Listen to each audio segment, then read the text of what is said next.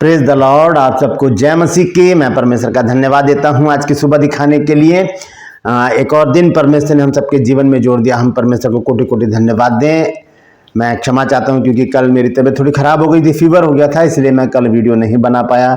मैंने एक छोटा सा शॉर्ट वीडियो डाल दिया था, लेकिन उससे बात पूरी नहीं होती, मैं जानता हूँ, क्योंकि कम लोगों ने उसको देखा। लेकिन आज थोड़ी तबीयत ठीक है मेरी, तो मैंने सोचा कि आज ज़रूर मैं वीडियो डालूंगा, क्योंकि आप लोग वीडियो का इंतज़ार करते हैं। तो आज का जो संदेश है वो बपतिस्मे के बारे में है, क्योंकि एक भाई हैं व्हाट्सएप पर, उन्होंने मुझे मैसेज करके पूछा कि प्रभु यीशु मसीह को क्या ज़रूरत पड़ी थी बपतिस्मा लेने की, उन्होंने क्यों बपतिस्मा लिया। सवाल तो बहुत अच्छा है और इसका जवाब भी है, क्योंकि बाइबल, जैसे मैं हर बार आपको बताता हूँ कि बाइबल में हर एक बात का जवाब है, उत्तर है। तो सवाल क्या है कि यीशु मसीह ने बपतिस्मा क्यों लिया, क्या जरूरत थी प्रभु यीशु मसीह को बपतिस्मा लेने की, जबकि वो तो परमेश्वर के पुत्र हैं, वो तो सारी सृष्टि के रचयिता हैं, तो उनको जरूरत क्या थी बपतिस्मा लेने की। तो गंभीर सवाल है और बहुत अच्छा सवाल है, इस पर मनन करने की जरूरत है कि क्यों प्रभु यीशु मसीह ने बपतिस्मा लिया। और इस बपतिस्मे से रिलेटेड ही आज का सवाल है कि यूहन्ना बपतिस्मा दाता ने यरदन में किसे बपतिस्मा दिया था। जानते हैं तो कमेंट्स में लिख दीजिएगा, नहीं तो डिस्क्रिप्शन में आपको इस सवाल का जवाब मिल जाएगा। तो आते हैं वापस वचन पर। तो यीशु मसीह जब यरदन में आए वहां पर, तो उन्होंने बपतिस्मा लिया, और क्यों लिया बपतिस्मा, इसको जानने के लिए पूरा संदेश सुने और इसे शेयर करें ताकि और भी लोग इन बातों को जानें। आइए छोटी सी प्रार्थना करते हैं, उसके बाद आज के वचन में चलेंगे। प्रभु जी, मैं धन्यवाद देता हूं आज की सुबह दिखाने के लिए, और विनती निवेदन प्रार्थना करता हूं प्रभु, आज के वचन को भी शेयर करने में मेरी मदद सहायता कर। मेरे होठों को, मेरे दिल दिमाग को छूकर ब्लेस कर। मेरी आत्मा और मेरा शरीर तेरे ही कब्जे में रहे, ताकि बोलने वाला मनुष्य नहीं बल्कि तेरा आत्मा हो। जो भी गुड़ भेद की बातें आज के इस वचन में छिपी हैं प्रभु, वो हम पे प्रकट करना, ताकि प्रभु जी हम उन बातों को जानें और उसी के अनुसार अपने जीवनों को व्यतीत करें। जितने भी लोग इस वचन को देख रहे हैं, सुन रहे हैं, उन सब पर मैं तेरी आशीष बोलता हूँ प्रभु। हर एक को आशीषित कर, हर एक की कमी घटियों को दूर कर, जरूरतों को पूरा कर, कमाइयों में बरकत दे। हर एक की दुख, बीमारी, चिंता, परेशानियां, लड़ाई झगड़े, मनमुटाव, बांझपन, कर्जा, नशा, बेरोजगारी, कमी घटियां, बुरी बीमारी, तलाक की समस्याएं और प्रभु जी दुष्ट आत्माएं हर एक घर से दूर कर दे प्रभु। खोए हुए लोगों को उनके घरों तक पहुंचा प्रभु, ताकि उन घरों में भी आनंद मनाया जाए। धन्यवाद देता हूं प्रभु, तूने मेरी प्रार्थना को सुनकर ग्रहण कर लिया है। प्रभु यीशु मसीह के नाम से मांगता हूं, आमीन। Praise the Lord. तो आइए आज के संदेश को शुरू करेंगे। संदेश है कि यीशु मसीह ने बपतिस्मा क्यों लिया। इससे पहले कि हम आगे बढ़े, एक वचन मैं आपके साथ शेयर करना चाहता हूं। मत्ती रचित सुसमाचार है 10 अध्याय और उसका 38 पद। Matthew chapter 10 verse 38। यहां पर देखिए क्या लिखा है। लिखा है, जो अपना क्रूस उठाकर यानी कि लेकर मेरे पीछे ना चले, वह मेरे योग्य नहीं है। अब बपतिस्मे से इस वचन का क्या रिश्ता है, क्या नाता है, या क्या जरूरत है इस वचन को उसके साथ जोड़ने की जरूरत है, मैं आपको बताना चाहता हूं। क्योंकि प्रभु यीशु मसीह यहां पर क्रूस का जिक्र अगर कर रहे हैं, और वो कह रहे हैं कि अपना क्रूस लेकर आए, वो ये कह रहे हैं मेरा क्रूस नहीं, जिस पर मैंने जान दिया वो क्रूस नहीं, अपना क्रूस लेकर, यानी कि यहां पर प्रभु यीशु मसीह कहते हैं कि अपनी मृत्यु को साथ में लेकर चलना पड़ेगा, यदि हमने प्रभु यीशु मसीह के पीछे चलना है तो। क्योंकि यीशु मसीह को क्रूस पर ही मृत्यु मिली थी। और यहां पर दूसरा शब्द अर्थ भी है क्रूस उठा लेने का, एक हम्बल लाइफ, यानी कि एक झुका हुआ जीवन। जब क्रूस को यीशु मसीह उठाकर, आपने देखा होगा फिल्मों में जो जीसस क्राइस्ट की फिल्में बनी हैं, उस पर जब यीशु मसीह क्रूस को उठाकर जा रहे हैं पहाड़ी पर, तो वो झुके हुए हैं और क्रूस को उठा रहे हैं। क्योंकि क्रूस कागज का नहीं है, ना छोटी लकड़ी की, पतली सी लकड़ी का है, ना कपड़े का बना है, वो एक बहुत बड़े शतीर का बना हुआ है, बहुत मोटे लकड़ी का बना हुआ है, जिससे कि वो उसका वजन बहुत ज्यादा होता है। जब उसको हम कंधे पर उठाते हैं, उसे अब हाथ में नहीं उठा सकते या ऐसे कर नहीं ले सकते। हम उसे जब कंधे पर लेकर चलते हैं तो हमारा एंगल जो है वो बदल जाता है, हम झुक जाते हैं। तो इसका मतलब है कि हमें झुका हुआ जीवन, एक छोटा बनकर, दीनहीन बनकर अपने जीवन को व्यतीत करने की जरूरत है, जिसके विषय में प्रभु यीशु मसीह ने कहा भी है कि यदि तेरे दाएं गाल पर कोई पत्थर थप्पड़ मारे तो दूसरा भी उसकी ओर फेर दे। तो यहाँ पर लिखा है, जो अपना क्रूस लेकर मेरे पीछे नहीं हो चले, वह मेरे योग्य नहीं। तो यहां पर आपको एक बात मैं बताना चाहता हूं कि प्रभु यीशु मसीह ये चाहते हैं कि जो कुछ भी मैंने किया है वो तुम भी करो। यीशु मसीह एक शिक्षक के तौर पर चेलों के साथ रहे। यीशु मसीह एक शिक्षक के तौर पर चेलों के साथ रहे और उन्हें शिक्षा दी, उन्हें आज्ञाएं दी और उन्हें वचन दिया। तो परमेश्वर का वचन हमें आज इस विषय पर बाध्य कर रहा है बताने के लिए कि प्रभु यीशु मसीह ने क्यों बपतिस्मा लिया। आइए हम देखेंगे उसी पद को जहां पर लिखा है मत्ती रचित सुसमाचार 3 अध्याय 15 और 16 पद।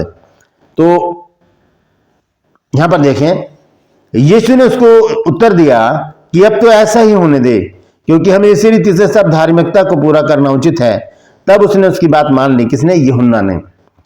और यीशु बपतिस्मा लेकर तुरंत पानी में से ऊपर आया और देखो उसके लिए आकाश खुल गया और उसने परमेश्वर के आत्मा को कबूतर के नाई उतरते और अपने ऊपर आते देखा।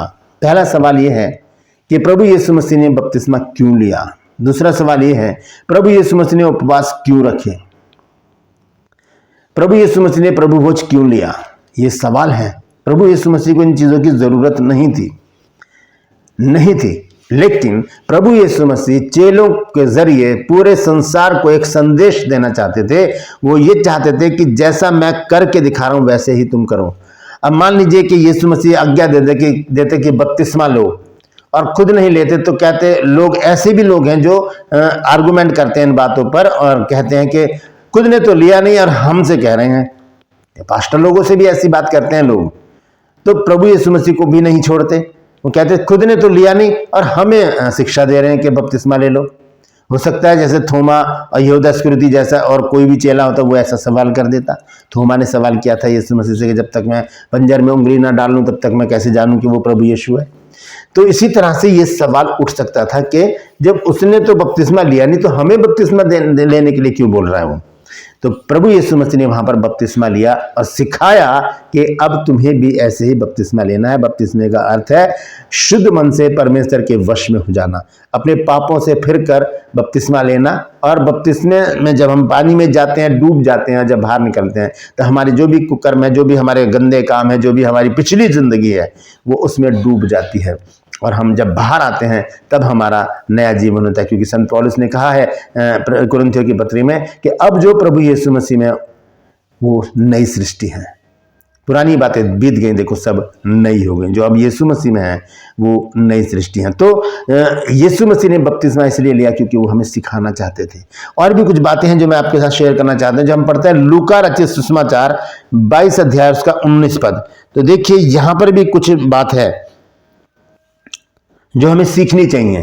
यहां लिखा है फिर उसने रोटी ली और धन्यवाद करके तोड़ी और उनको ये कहकर दी कि यह मेरी देह है जो तुम्हारे लिए दी जाती है, मेरे स्मरण के लिए यही किया करो। यहां पर यीशु मसीह ने प्रभु भोज का एक नियम बनाया और ये चेलों को रोटी दी, तोड़ी और दाखरस दिया, उनको दिया, लेकर उनको दिया और कहा कि ये मेरी देह है, ये मेरा लहू है और मेरे स्मरण के लिए ऐसा ही किया करो। तो यीशु मसीह को क्या जरूरत थी प्रभु भोज लेने की, यीशु मसीह को क्या जरूरत थी बपतिस्मा लेने की? क्योंकि प्रभु यीशु मसीह सिखाना चाहते थे अपने चेलों के जरिए पूरे संसार को कि तुम्हें ऐसा करना होगा। इसी को कहते हैं धार्मिक जीवन, इसी को कहते हैं पवित्र जीवन, इसी को कहते हैं आध्यात्मिक जीवन।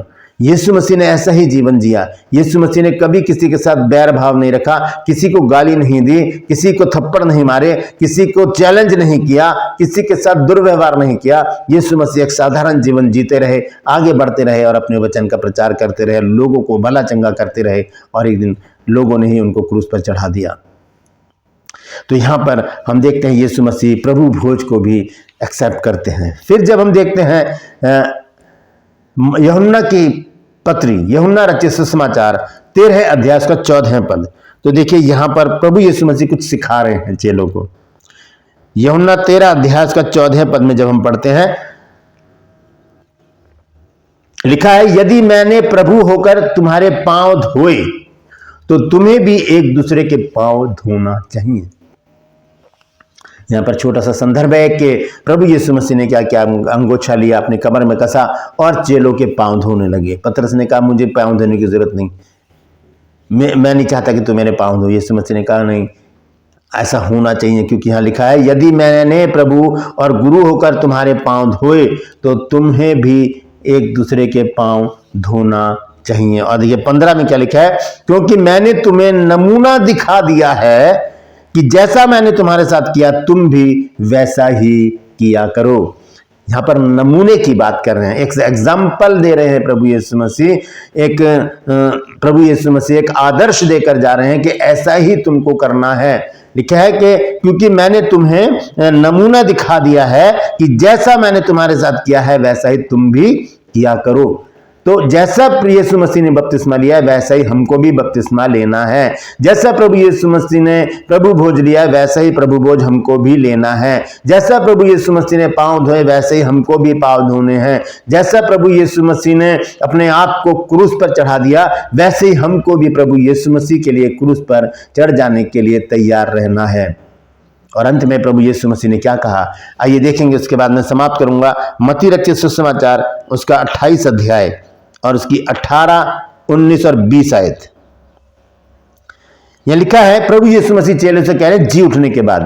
वो कहते हैं कि यीशु ने उनके पास आकर कहा कि स्वर्ग और पृथ्वी का सारा अधिकार मुझे दिया गया है, इसलिए तुम जाकर सब जातियों के लोगों को चेला बनाओ और उन्हें पिता और पुत्र और पवित्र आत्मा के नाम से बपतिस्मा दो और उन्हें सब बातें जो मैंने तुम्हें आज्ञा दी हैं मानना सिखाओ। सब बातें मानना सिखाओ, बपतिस्मा, प्रभु भोज और सारी बातें, बहुत सारी बातें जो बाइबल में वचन में लिखी हैं। नया नियम में वो सारी बातें जो यीशु मसीह ने सिखाई हैं, वचन को पढ़ना समझना और बहुत सारी बातें हैं जो हम इन चारों गॉस्पेल में पढ़ते हैं।